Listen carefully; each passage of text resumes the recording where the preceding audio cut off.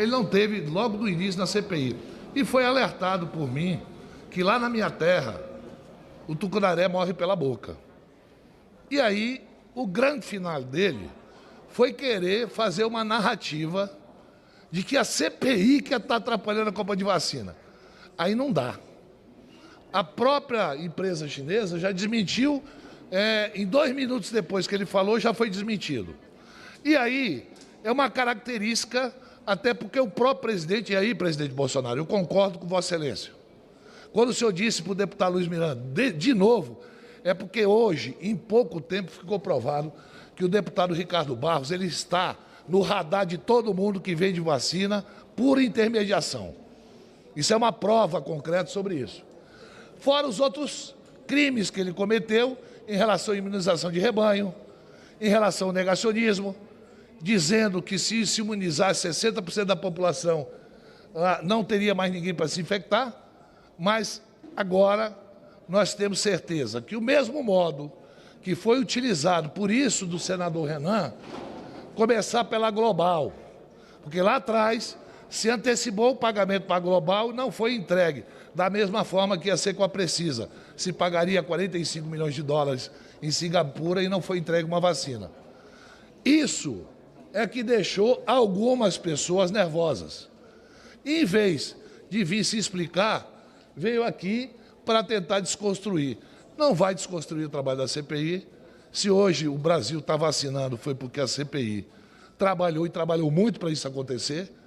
Agora, não é com esse tipo de desconstrução que nós não iremos chegar e, no relatório final, mostrar quem queria tirar proveito com a compra de vacina. Só completar a declaração do presidente, a CPI atrapalhou sim. A CPI atrapalhou a Davat, a CPI atrapalhou os negócios da World Brands, a CPI atrapalhou um golpe de 45 milhões de dólares que iria ser dado por uma empresa que tem sede em um paraíso fiscal. A CPI atrapalhou os negócios, da qual nós temos elementos para indicar que o senhor Ricardo Barros estava também envolvido. Foi isso a única coisa que a CPI atrapalhou. Por outro lado, é de uma cara de pau atroz aqueles que fizeram defesa de imunidade de rebanho, aqueles que defenderam que todos os brasileiros se contaminassem, o próprio deputado Ricardo Barros, aqueles que negaram vacinas, as vacinas que de fato deveriam existir, da Pfizer, a Coronavac, a Janssen, aqueles que negaram essas vacinas virem aqui falar em vacina. Tem uma diferença enorme das vacinas que esses que estão aqui defendem. Esses que estão aqui defenderam Pfizer, defenderam Janssen, defenderam Coronavac, defenderam AstraZeneca. Os que estão, as vacinas do senhor Ricardo Barros, as vacinas do senhor Jair Bolsonaro eram Davat, era o World Brands e era a vacina da Precisa. Da Precisa, mesmo a Covaxin já disse que tem interesse em continuar a fornecer as vacinas para o Brasil. E nós a defendemos. Diretamente a vacina da Bharat Biotech, não os negócios da Precisa. A CanSino acabou de manifestar claramente uma posição. A empresa quer continuar a fornecer as vacinas para o Brasil. Então, o que essa CPI atrapalhou foi os negócios da Precisa Global, que o senhor Ricardo Barros defende, que o senhor Ricardo Barros responde no Ministério Público. Os negócios da Davat, os negócios da World Brands, estes negócios queriam aplicar golpe nos brasileiros, estes sim, foram interrompidos. Agora, só para ficar claro, presidente, ele vai ou não ser convocado e se isso faz alguma diferença do ponto de vista prático? Essa é uma questão seguinte. Nós, quando fizemos essa troca, foi por uma questão de deferência a um deputado federal, né, que não estava aqui como investigado, estava aqui como testemunha, né? Agora, ele será convocado para vir aqui esclarecer. E a narrativa dele tentar colocar nas costas da CPI é uma narrativa de alguém que realmente não tem compromisso com a vida, desde o primeiro momento, defendendo imunização de rebanho e, coincidentemente, todas essas empresas estão no radar dele. não é de hoje. A gente mostra uma foto em que ele está do lado, sentado ao lado do fornecedor de vacina. E ele diz, não, era uma reunião, sempre tem uma narrativa. Sempre tem uma desculpa, sempre tem um pretexto. E posso assegurar, nós não chegamos nem na metade das perguntas que o senador Renan tinha para fazer. Tinham muito mais novidades, que a gente vai aguardar. Perguntas e provas. Perguntas e provas que nós temos, que será aguardado na próxima convocação. Aliás, no próximo dia que nós vamos marcar, porque convocado ele já está. Senadores, a minha pergunta é justamente essa, que é em relação à estratégia de vocês para esse próximo depoimento. Se é ouvir primeiro justamente esses outros atores que podem ter relação, Maximiano, o próprio ministro Onyx, e também em relação à questão do contrato, de repente trazer mais elementos em relação a esse contrato? Não, a estratégia será a mesma, né? Nós vamos interrogá-lo sobre tudo que precisa ser esclarecido.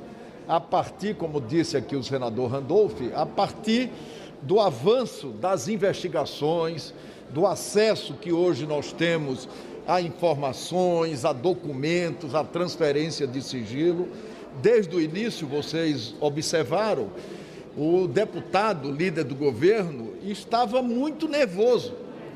E desde a apresentação que ele mentia sistematicamente, quer dizer, ao ponto de dizer que a Comissão Parlamentar de Inquérito, que impactou o Brasil, que tirou do debate essa selvageria da imunidade de rebanho, que agilizou o calendário das vacinas, que combateu a roubalheira no governo, no Ministério da Saúde, muitas delas com a participação do líder do governo e do próprio governo, porque nunca é demais lembrar, para que ninguém esqueça, que foi o presidente da República que fez um pedido ao primeiro-ministro da Índia para comprar 20 milhões de doses de vacina.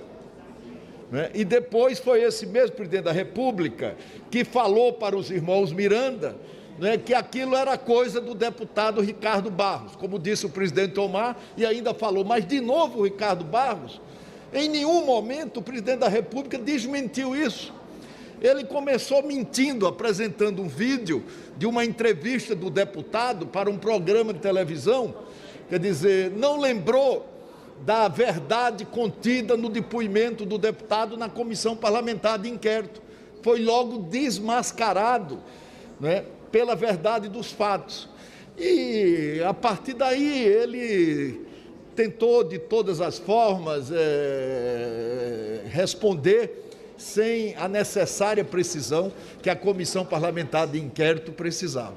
O presidente já decidiu, a comissão já decidiu, ele está convocado para depor novamente, não mais na condição de convidado, mas deporá como um convocado da Comissão Parlamentar de Inquérito, com a obrigação de dizer a verdade dessa vez e de esclarecer todos os fatos que precisam ser esclarecidos. Senadores, juridicamente, o que muda em relação a um convite e uma convocação? Eu pergunto isso porque para saber se não foi uma estratégia para ganhar mais tempo aí de vocês, no sentido de conseguir analisar melhor documentos, porque sabe-se que existe aí uma divergência ainda em relação ao momento de convocá-lo, de chamá-lo, que muitos dos senhores analisaram isso como precipitado, a vinda dele, que foi justamente uma pressão que ele fazia. O convite é uma deferência que a gente faz a quem a gente respeita. A convocação é para quem a gente perde o respeito. Porque para quem desrespeita a comissão. Para quem desrespeita a comissão, ok? É simples. Eu vou dar uma de Pazuello, é simples assim. Convite, foi feita uma deferência ao deputado federal. E a partir do momento que ele desrespeita o trabalho da CPI, desde o primeiro momento ele foi alertado. Ele está convocado. E agora ele pode ir para o Supremo pedir para não vir. Porque ele foi ao Supremo pedindo para vir. E eu, numa deferência ao presidente da Câmara, deputado Arthur Lira, da mesma forma que fiz com o deputado Osmar Terra, ele foi convidado. Da mesma forma como está convocado para uma cariação o deputado Onyx Lorenzoni e o deputado Miranda. Os dois não estão convidados, estão convocados para estar aqui na próxima quarta-feira. E o deputado Ricardo Barros está convocado para estar aqui no dia e na hora que a gente marcar. Então, seria muito mais uma mensagem política do que uma estratégia juridicamente falando? Não, a sua interpretação está equivocada. A interpretação não é questão política. Nós não politizamos em momento algum.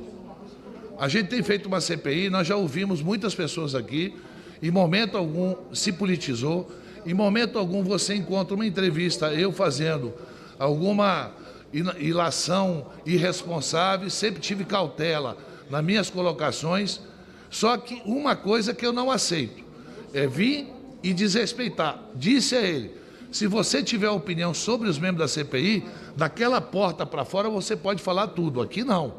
Aqui você vai se ater a responder o que nós lhe perguntarmos. E ele entrou muito mais para se justificar sobre todas as denúncias que pairam sobre ele, em vez de querer responder. Ele quer usar a CPI, quer usar o mecanismo de investigação para se defender, mas não é para falar a verdade. E aí há uma diferença muito grande. Por isso que a questão de ordem dada pelo senador Alessandro é muito correta. Pergunta o senador Alessandro se a gente tinha que encerrar para que a gente pudesse pedir informações, quais são as medidas que a gente pode tomar de uma pessoa que vai lá e mente na CPI. Foi essa a questão, por isso que nós suspendemos. Não é por uma razão, até porque eu posso afirmar a você e a todo mundo que está nos vendo que o senador Renan tinha muito mais perguntas. O que vocês viram até agora era muito pouco em relação ao que vinha. Só, Bruna, só para ser preciso, me desculpe o trocadilho, ser preciso em responder em lhe responder sobre quais foram as providências de suspensão. A providência de suspensão tem a partir da questão de ordem apresentada pelo senador Alessandro. Primeiro, consulta que faremos ao Supremo Tribunal Federal sobre qual procedimento de uma comissão parlamentar de inquérito diante do flagrante fato de que um deputado federal comparece, assume o compromisso de dizer a verdade conforme os termos do artigo 202 do Código de Processo Penal, infringe esse compromisso, ofende esse compromisso. Esse compromisso foi ofendido, não demorou meia hora para que a Cancino desmentisse o deputado. Não demorou 30 minutos o depoimento dele para que a senadora Simone dissesse que o acórdão do Tribunal de Contas da União que ele apresentava não correspondia à verdade. Então, a CPI tem poderes de investigação própria de autoridades judiciais. Se nós não aceitamos que nenhum outro depoente venha a esta CPI e descumpra o compromisso do artigo 202 do Código de Processo Penal, por que vamos fazer com o senhor todo-poderoso, líder do governo? A mesma régua que nós tratamos o senhor Cristiano nessa CPI, nós vamos tratar o senhor todo-poderoso, líder do governo. Por isso, as providências de suspensão são as primeiras. De imediato, nós consultaremos ao Supremo Tribunal Federal.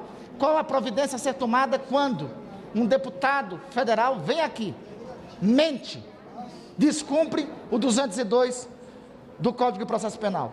Segundo, claramente, o depoimento do senhor Ricardo Barros estava pautado, se alguém usou de estratégia e má-fé com essa CPI, não foi a CPI, foi o senhor Ricardo Barros.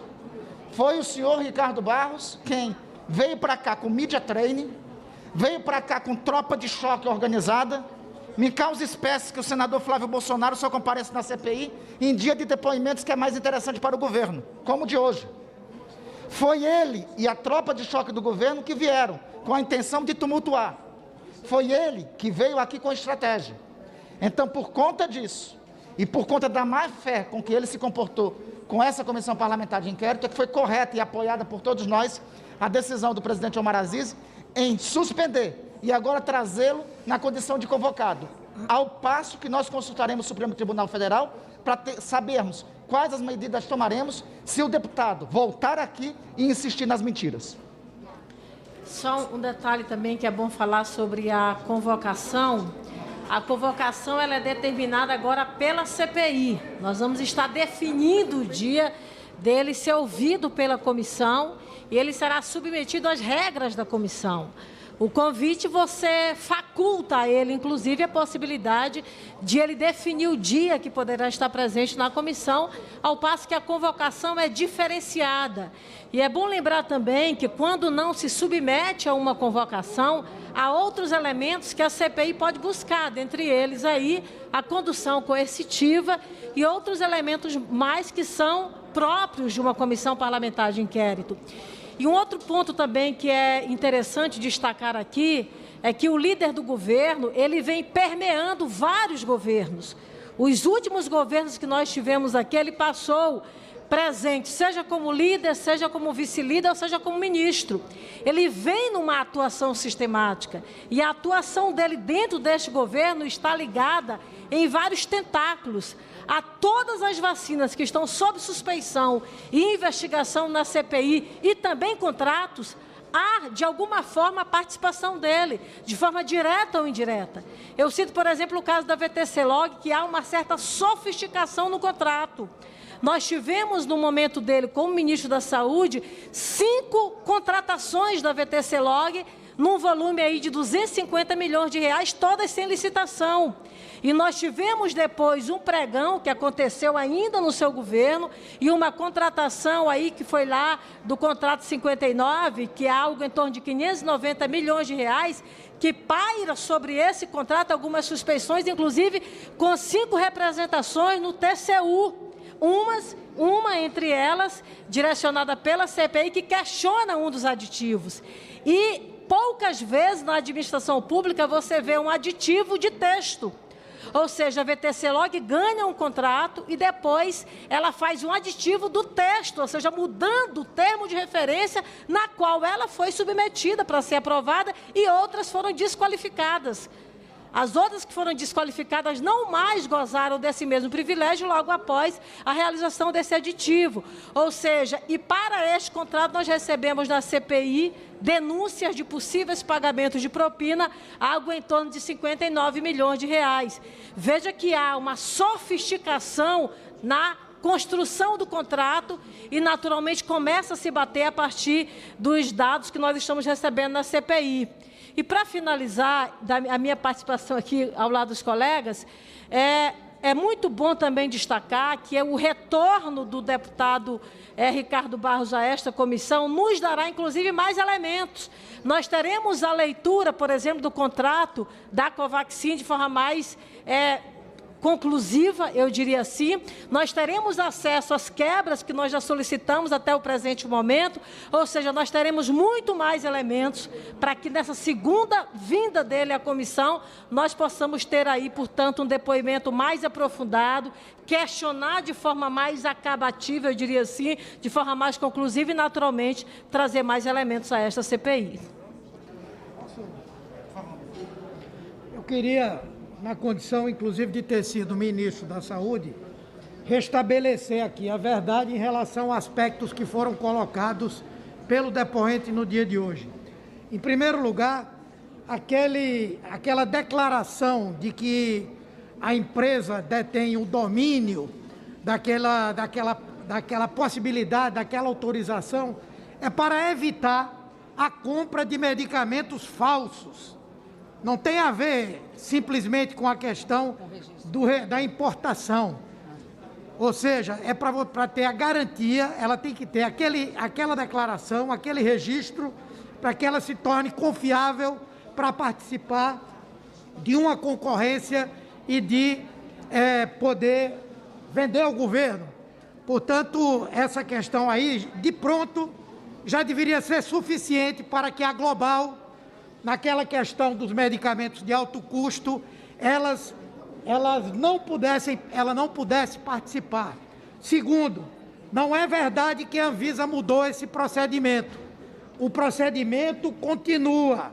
Apenas quando se trata de decisão judicial é que se pode fazer isso.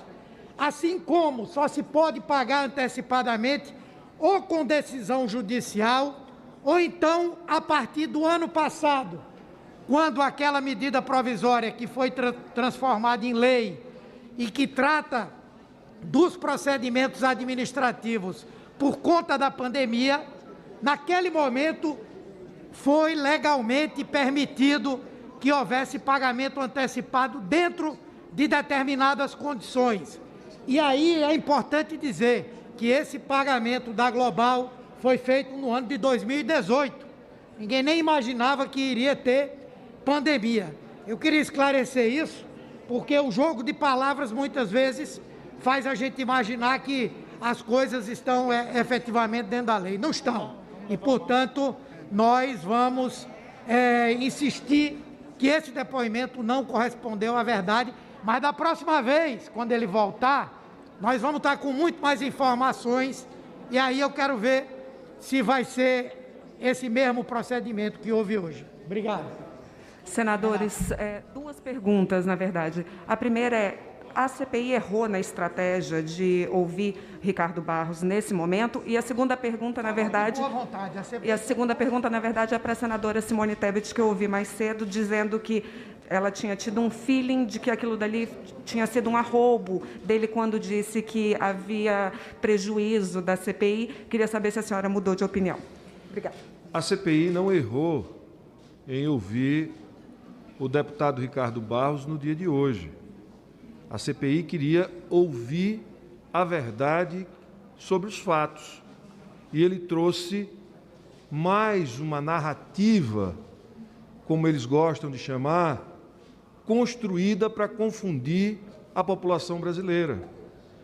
E não importa se é verdade ou se é mentira, o que importa é que eles constroem uma narrativa e colocam os seus robôs, colocam as suas milícias digitais para consolidar como se verdade fosse. Mas a CPI está preparada para isso. O nosso sistema de checagem, com o apoio de centenas de pessoas que vão mandando informações para a gente, nos permitirá revelar o papel de intermediação do deputado Ricardo Barros na compra de insumos. É importante dizer que o ministro Ricardo Barros foi ministro da Saúde e sempre controlou a Secretaria de Ciência e Tecnologia e Insumos Estratégicos, secretaria do Ministério, cujas compras são feitas de forma direta e negociada diretamente com laboratórios. No caso da Global, tem uma questão muito grave, aliás, eu diria gravíssima, porque ele arranjou uma intermediária quando deveria comprar diretamente do laboratório Sanofi. Então, essa prática, que é a prática que ele fazia desde 2018 como ministro, ele tentou trazer na intermediação da compra de vacinas. Portanto, o que ele disse hoje foi uma leviandade. Ele é responsável por levar o Ministério da Saúde, tem conversas do Dominguete que apontam ele como um grande intermediário para levar empresários para comercializar os seus produtos, intermediando compra de insumos estratégicos no Ministério da Saúde. E isso tudo será provado por esta CPI e ele responderá na Justiça pelos crimes que ele possa ter cometido. Isso é o que é importante e isso é o que consolida não uma narrativa, mas a versão que se consolidará em cima dos fatos. Não adianta vir para a CPI querer enganar vários senadores, enganar a opinião pública brasileira. Os fatos são mais fortes do que as tentativas de narrativas para poder criar uma ideia de que a CPI atrapalhou. A CPI atrapalhou negociatas. A CPI atrapalhou a relação entre trambiqueiros da Davat com o Ministério da Saúde. A CPI atrapalhou a venda da Covaxin pela Precisa. A CPI atrapalhou a Belcher, que foi descredenciada pelo próprio laboratório. Tudo intermediado pelo deputado Ricardo Barros, líder do governo na Câmara dos deputados. Portanto, tem a digital do presidente Jair Messias Bolsonaro. Não, eu confesso que tive esse feeling e hoje agora só confirma o que disse ouvindo os meus colegas. Eu acho que tem um ponto aqui que não foi mencionado, que talvez seja fundamental. O depoimento do líder do governo começou mal e terminou pior ainda. Ele começou mal e, para minha surpresa, é um homem experiente, reconheço isso, não é à toa que é líder e já foi ministro da Saúde. Mas começou com soberba, começou afrontando colegas parlamentares e durante o processo ainda teve a desfaçatez de querer nos engabelar e enrolar em cima daquilo que nós dominamos. Querer trazer um acórdão do Tribunal de Contas da União que fala de BNDES para dizer que justificaria o pagamento antecipado de vacinas quando tem decisão judicial, a resposta já foi dada pelo senador Humberto. Depois dizer, quando eu o confrontei, não ter a capacidade de reconhecer o erro, ainda dizer não, tem tais e tais decisões do Tribunal de Contas da União que existem, ninguém nega que há possibilidade excepcional de pagamento antecipado em contratos administrativos, mas todo mundo sabe que as decisões do Tribunal de Contas da União, primeiro que não havia o acórdão, depois que ela não tem necessariamente efeito erga omnes, ela não vale para todas as situações. Eu não pinço a jurisprudência ou acórdão que eu quero para ter a decisão favorável a atender os meus interesses públicos ou privados. Não é assim que funciona e não tem nenhum senador que não saiba disso. Depois veio discutir as questões pontuais em relação ao Luiz Miranda. Não interessa a forma como foi dito. Ele mesmo se contradisse, por isso que eu falo que talvez tenha sido mal orientado pelo seu advogado, porque ele não nega que saiu da voz e da boca do presidente da República, seja na fala do Luiz Miranda aqui na CPI, seja no depoimento dado hoje pelo depoente, está lá. Isso é de alguma forma coisa de quem? Do líder Ricardo Barros. E por fim, e esse é o mais grave ao meu ver, e aí peço desculpa aos ouvidos dos meus colegas pelo grito de indignação que eu dei. Quando ele chega para o presidente Omar Aziz e diz, numa narrativa que eles querem a todo dia implantar nesse país, seja começando pelo presidente da República, passando por todos os seus subordinados, de que a culpa dessa pandemia é de qualquer um menos deles, quando sabemos que a CPI foi criada justamente para analisar a omissão dolosa das autoridades públicas pelo atraso da compra de vacina, e quando diz que essa CPI faça alguma coisa de bom, porque até agora não fez, e deixe de fazer tanta coisa de mal, porque atrasaram e estão impedindo a comercialização e negociação de vacinas com empresas de credibilidade no Brasil, não tem como não gritar de forma indignada e dizer claramente que na CPI, enquanto os senadores aqui estiverem, a mentira não vai ser ser dada a última palavra. Podem ter versões sobre o mesmo fato, uma única verdade, e a verdade dos fatos é o que nós estamos querendo esclarecer. Então, dito isso, acho sim que, por uma gentileza, o presidente Omar Aziz acatou um pedido do líder de ouvi-lo. Hoje, acho que deve estar arrependido, mas o fez, e agora eu advogo que só depois de abrirmos a caixa preta do contrato da Covaxin, e tem sim muitos elementos, não só de irregularidades, mas de prova de crimes no plural, é que nós temos que chamar novamente o líder do governo para ir confrontá-lo com as informações e testemunhos dados, e não sei se terá quebra de sigilos, enfim, isso não é do meu departamento, nós podemos confrontá-los. Quero ver se virá novamente para mentir a CPI ao Brasil. Obrigada.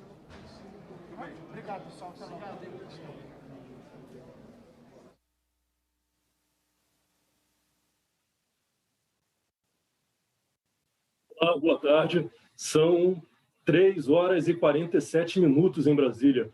A CPI da pandemia terminou mais cedo do que o previsto hoje, como vimos agora nessa entrevista ao vivo de senadores, a coletiva. O presidente da CPI e outros ficaram irritados com o depoente, o deputado Ricardo Barros, líder do governo na Câmara. Consideraram que ele desrespeitou a CPI e mentiu em seu depoimento. Ele agora vai ter que voltar à CPI no outro dia, mas como convocado, não mais como convidado.